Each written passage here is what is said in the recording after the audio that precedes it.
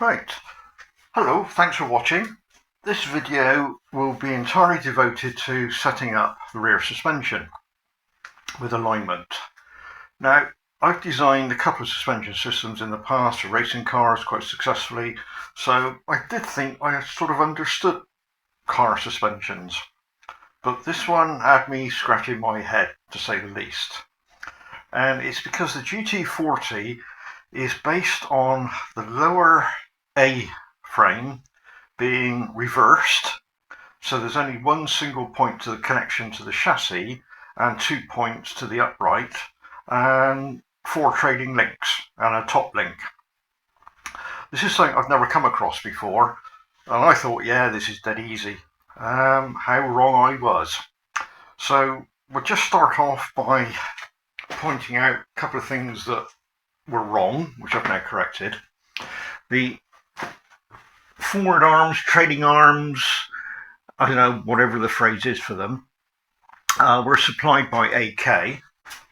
The dimensions of those are, the top one is 640 and the lower one is 630. So I duly fitted those and set it up with, as it is you can see now, except that the upright I brought directly upright, because that's what I thought you had to do, because that looked natural. So that's what I did. It did mean, however, that this top link here, because this was upright, went across at quite an acute angle. So I brought it in onto that position there. We'll come to that in a minute. So having done all that, and then I changed the length of these by screwing them in and out, because they're left-handed and right-handed, to bring the wheel into the correct position, so I had a 3mm gap between the bodywork there and the tyre. And I'll just move the camera a little bit so you can see a bit more. Where are we? Down there. Right, okay, that should be able to see, yeah. I then played around with this joint here and this one here. Now this one at the back moves it out at the bottom, where the one down there changes the toe in and toe out. And obviously this one moves the top in and out. So by generally playing around with all those, I got it into what I thought was the correct position, which was I had, I say, the correct dimension there. I had it, put the tyre on and bars down the side. I had it parallel at the moment, so it was running true. And I had 1/2 degree negative camber. So I then thought I'd do the bump steer. Wow, was that a long way out? What I did was I made up my own simple bump steer gauge. I'll just move back here. This may help some of you.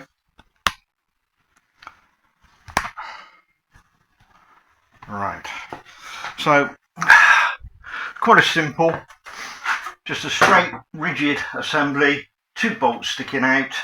They're the same length each side, and then by literally just balancing it, this obviously assumes you've got a flat floor. Right, so that's quite simply just laid against there. And then if you view down on top, so if you now lift the wheel, and this is best to be done without a shock absorber fitted, it's so much easier, and I need a car jack underneath if you haven't got the strength to lift it. So as you lift it, if there's any turning motion, i.e. toe out or toe in, then you're going to see a gap on the bolts. Now I've already set this one up, so in theory there shouldn't be any movement at all. So I'll just move that up. I can't go any higher, and you can see the bolts are still in touch. So I've got 0 toe in, toe out. Right, so that's what I've got now. So let's go back one stage to fitting the bars. That's supplied by AK. What actually happened was, as I lifted it up, I had an amazing amount of toe out. I mean, literally from the running height position, which is it at the moment, to bump, which is about 2.5 inches, I ended up with nearly half an inch. I mean, it was dramatic. So this had me thinking that what is wrong here? So I then went on the computer, good old Google, and did a lot of research into what is referred to as, I think it's reverse A-frame rear suspension. Because most rear suspensions have got two parallel lines running back and one on top, and then obviously it goes up and down and you've got a toe adjustment down there. But obviously this doesn't. So after much reading, I then realised that, let's move the camera back,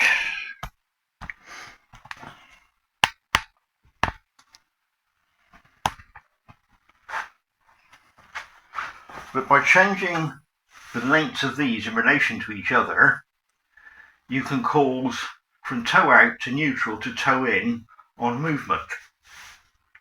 So first thing to do was, well, I've got toe out, let's just see what happens. So the first thing I did on this one was to unscrew it and lengthen it and try again. And I found that the toe out became a bit less. And I made it a bit longer, it became a bit less. And I reached a point where I had basically all the thread showing on there and the other end, and I then had neutral toe. But of course that then meant that the whole wheel had shifted back a long way, and it just didn't look right. So then I made up some cheapo aluminium tubing, which actually happens to locally have some, which had 12mm hole in, which was ideal for tapping the half-inch UNF left and right-handed thread. So I started off by making up some of these to what I thought was the right length, dropped those in and played around with those and cutting bits off and adding bits until I came up with the right length, which allowed the wheel to come forward, so I had my correct gap there, and of course everything was in alignment, which then brought me on to the inner A, which will just go to here. If you can see it, right. Again, this was originally in the middle of this U bracket here, which meant it came across at quite a very odd angle. And again, that just didn't look right. So I've now moved that forward so it all looks nice and square. And the wishbone lines up with the strut across there.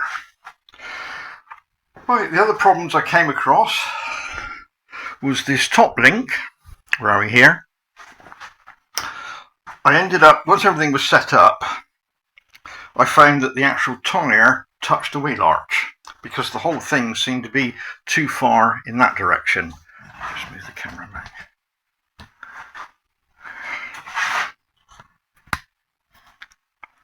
The whole wheel seemed to be too far out. Right, the whole wheel was too far out, so I had to move it back in.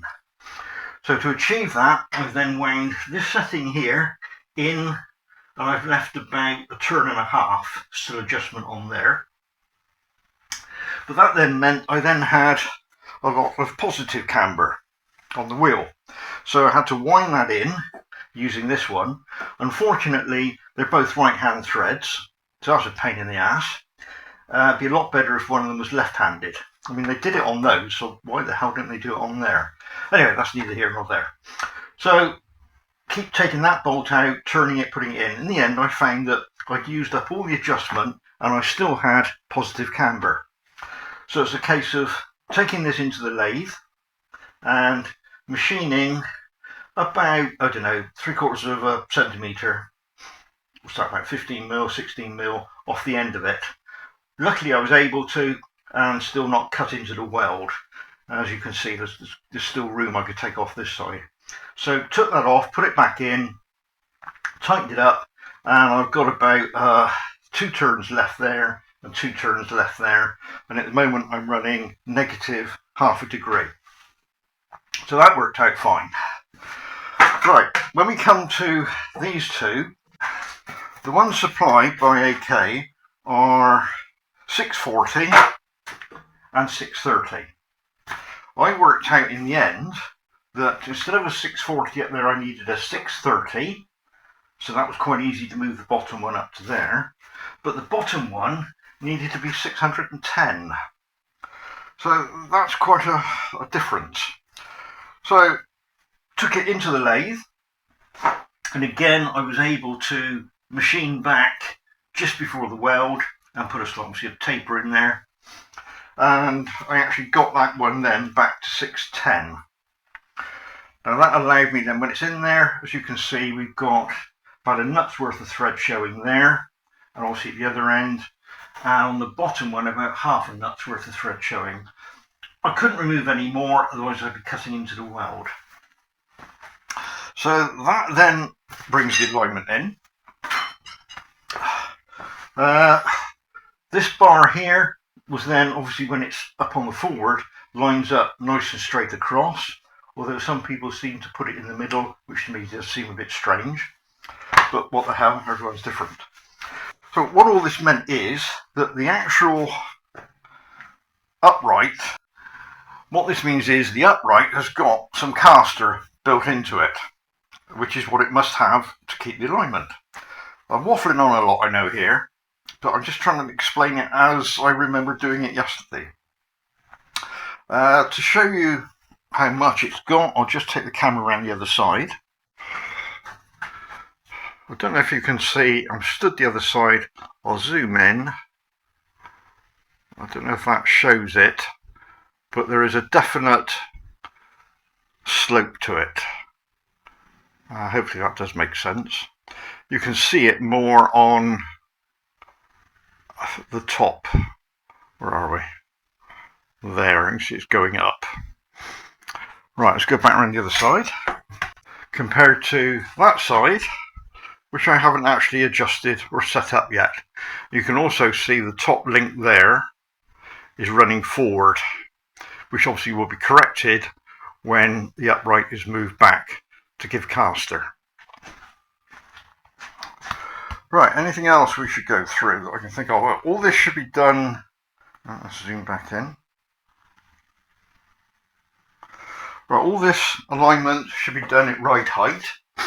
Now, what I've done with ride height is, because I've got the chassis at the moment is 7.5 inches off the ground,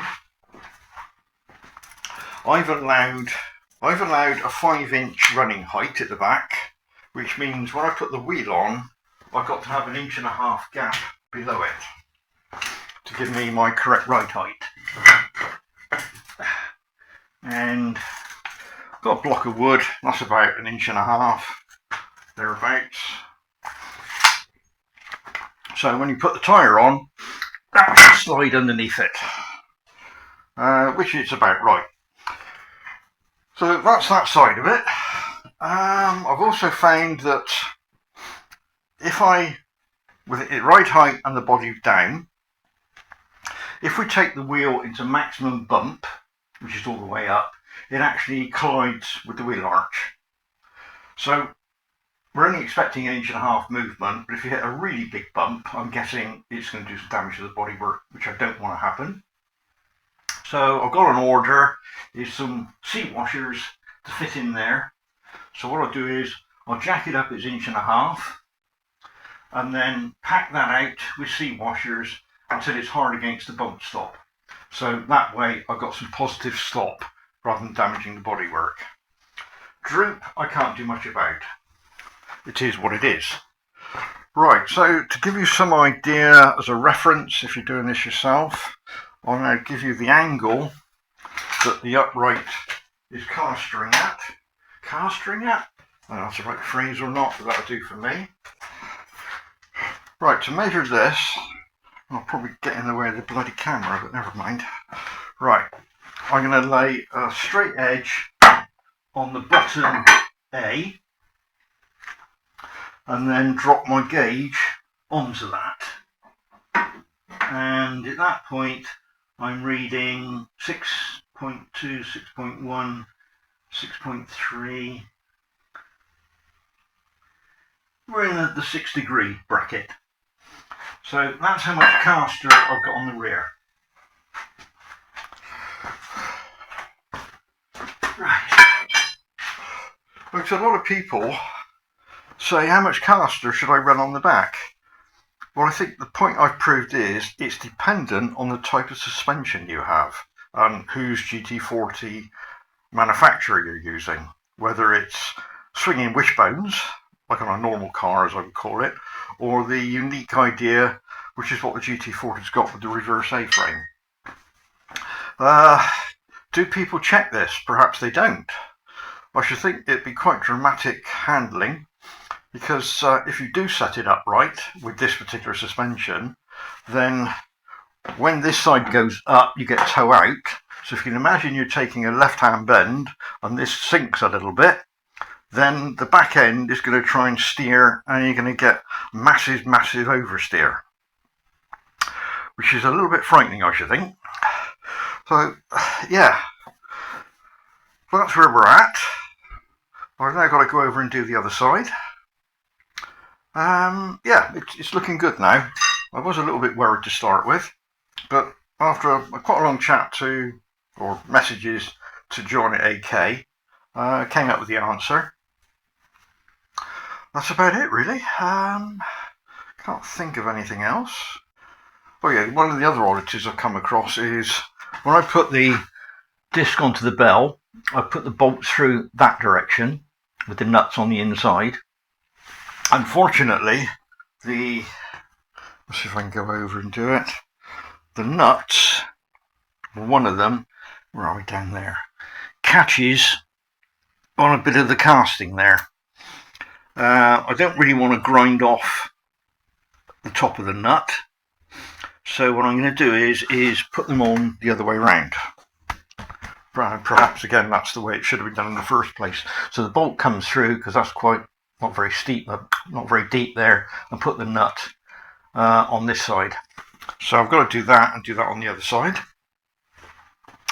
Right, and look, as a reference, if you screw this one in, then what happens is you get toe out on bump. So if you then screw it that way, the more you make it longer, the more you get toe in on bump. So longer toe in, shorter toe out, if that helps. Once you get it right, it's just so perfect, yeah, all the way through. There we go, that's my take on rear suspension on the AK GT40. Hope it's of help to some people. If I'm teaching a lot of you to suck eggs, I'm sorry, but this was quite a learning experience for me. So I'm sure it must be for others as well.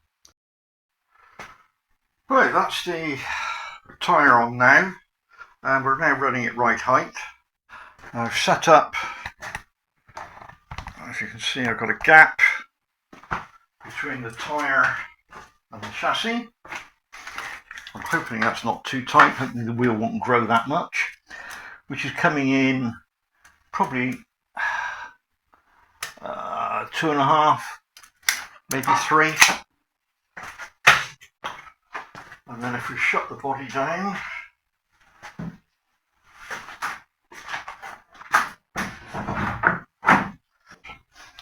so body shut down,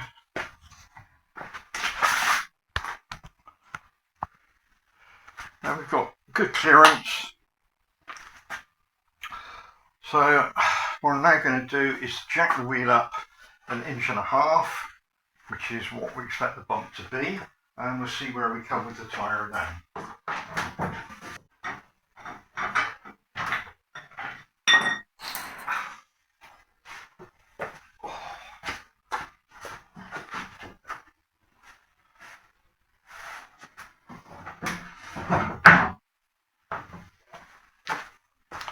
Right, so that's now in maximum bump. Again, we've got clearance. Yeah, I'm quite happy with that, although it is a bit tight there. I'll have to see if we get any rubbing or not. So having done that, So that's the maximum bump. So that gives us an idea now on the shock absorber. You can see we've got a gap there. So obviously we've got to fill that gap with some sea washers. We'll just measure that gap.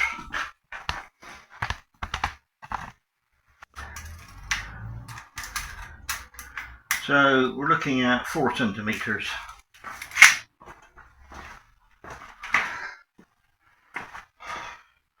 Right, so that's about it really. Let's get on and do the other side.